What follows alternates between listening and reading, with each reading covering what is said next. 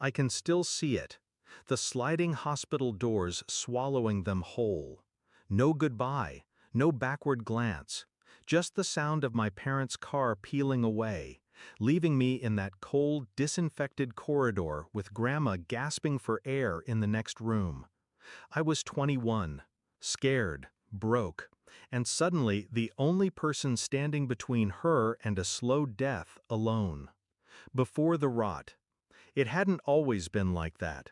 We were a family once. At least, that's what I thought.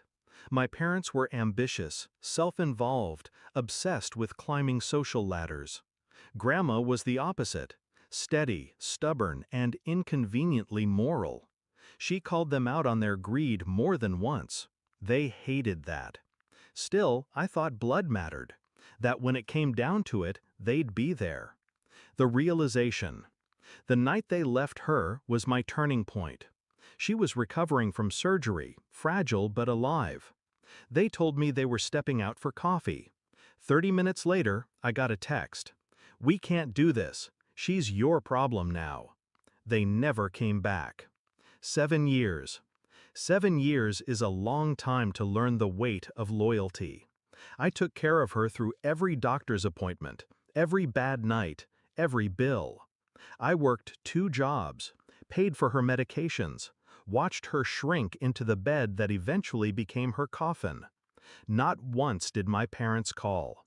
Not once did they send a dime. The funeral. They showed up in black designer clothes, sunglasses big enough to hide their lack of grief. My father gave me a stiff nod. My mother avoided my eyes. After the service, they cornered me in the hallway of the funeral home. "Where's the lawyer?" my father asked, as if we were discussing a real estate closing.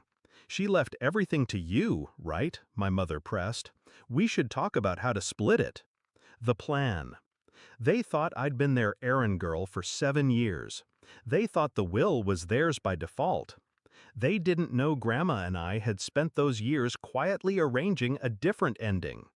She'd had the will rewritten 2 years before she died, airtight, notarized, with witnesses who could outlast any challenge.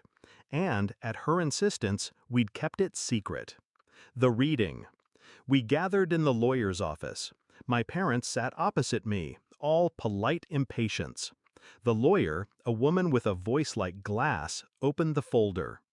"This is the last will and testament of Margaret Lane." The first few lines was standard. Then her tone sharpened.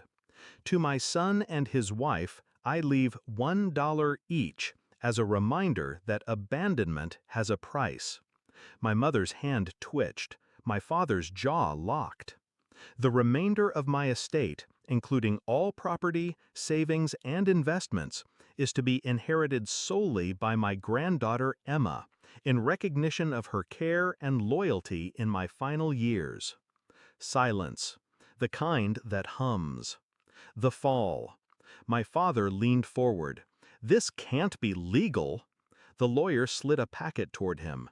Every signature verified. Every clause compliant with state law. Contesting will be costly and futile. My mother's face was pale, her lipstick suddenly too bright. "You manipulated her," she hissed. I met her eyes. "No, I was there. You weren't." The aftermath.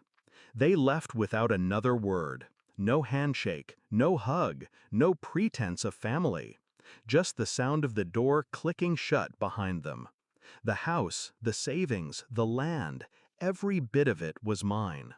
Not because I asked, not because I fought, but because I stayed when they walked away. Reflection. Some people think revenge is loud, screaming, slamming doors, burning bridges.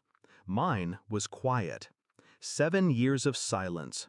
7 years of showing up. 7 years of letting them write themselves out of her life.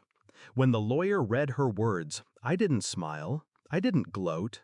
I just sat there, steady, as they finally understood. You can abandon someone in a hospital corridor, but one day, in another room, someone will read the cost out loud, and you will pay it.